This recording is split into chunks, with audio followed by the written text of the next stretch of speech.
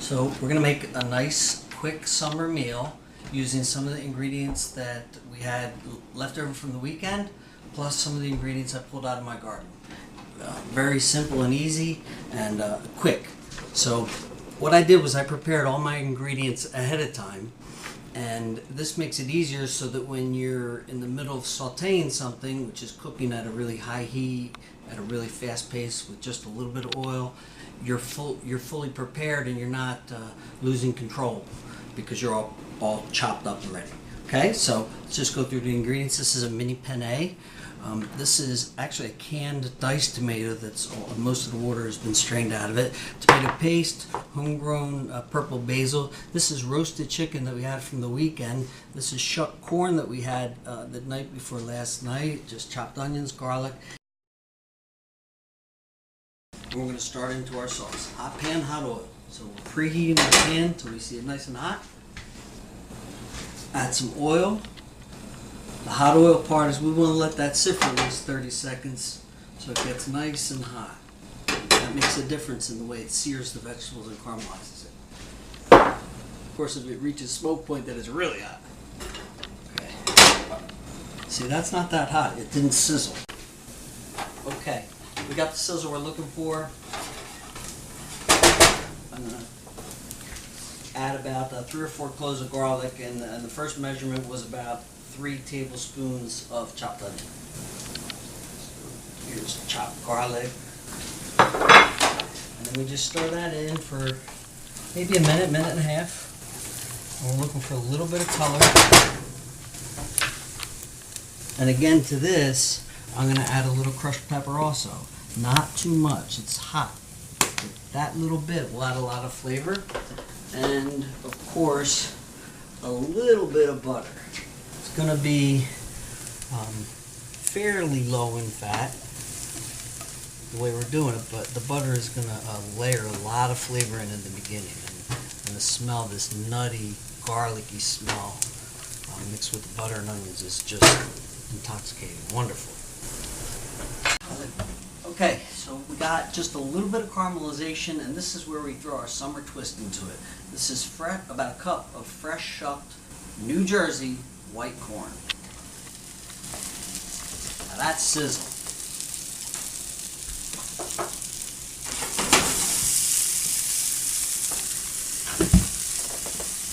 So I'm adding the corn before the tomatoes because the tomatoes have a tremendous amount of moisture on it, and the corn has mostly starch and sugar, so the corn will pick up some color and some caramelization, and then we'll add the tomatoes in and then it'll start to steam. If we did it the other way around, it wouldn't work. So as you can see, it's starting to pick up some nice brown sweetness around the edges here, which is really awesome. You see it's even sticking. That's just the natural sugar in the onions, garlic, and corn caramelizing with the oil. It's wonderful. It's going to add a really nice base. And since I have paste is also less water, so I'm going to throw a little bit of that in there first. And that's going to brown up very quickly, so you kind of got to move fast with that. Like my homemade can opener job, I couldn't find the right can opener, so I literally used like one of those beer openers. Okay, so I'm just going to stir this around really quickly. This is not something that you walk away from, because it'll burn in 30 seconds. So that's just giving it just a little bit of more sweetness, and watch what happens when we throw all this wetness in with these tomatoes. And you get that sizzle again. See that? See that? And what that does is all the flavors go into the moisture and form a sauce. Now this is actually looking a little bit dry, so I'm thinking, I guess a ladle would be the easier way to do that. Oh, I just spilled it. Okay, see? Now that paste and the tomatoes can make a sauce. So let that go. I'm going to even give it a little more so we can reduce it down, maybe for a few minutes actually. So let all those flavors come together. How's that look so far? pretty exciting. Okay, I was able to grab some beautiful purple basil out of my garden this morning, so we're going to chop that up and throw that into the tomatoes. And this is dry. Okay, the tomatoes have simmered quite a bit in that water that I added, and now you can see there's a little bit of sauce happening in between.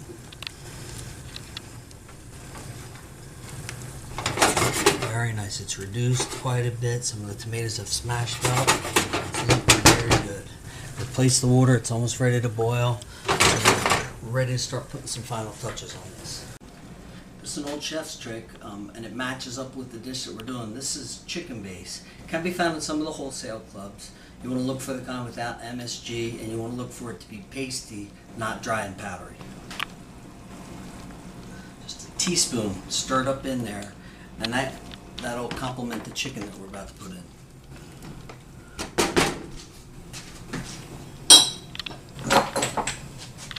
Some more salt and pepper. We're really going light on the salt because we're going to put some cheese in later. Okay.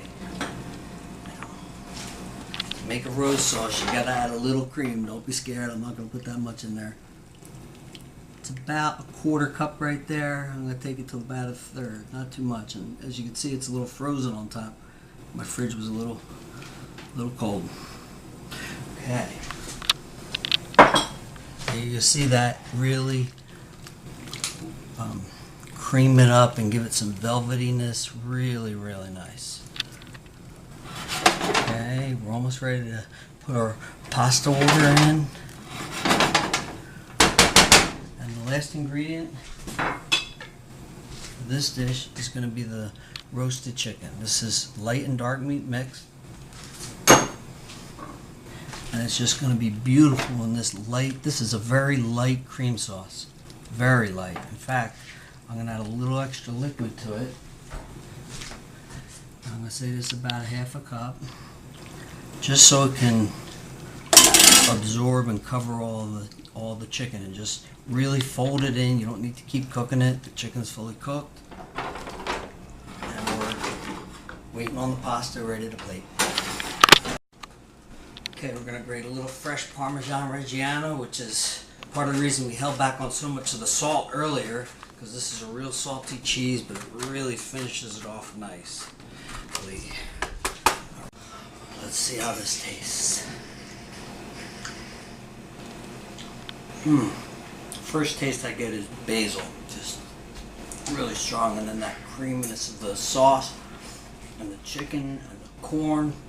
So delicious. Great combo and nice and easy eating for summertime. Cheers.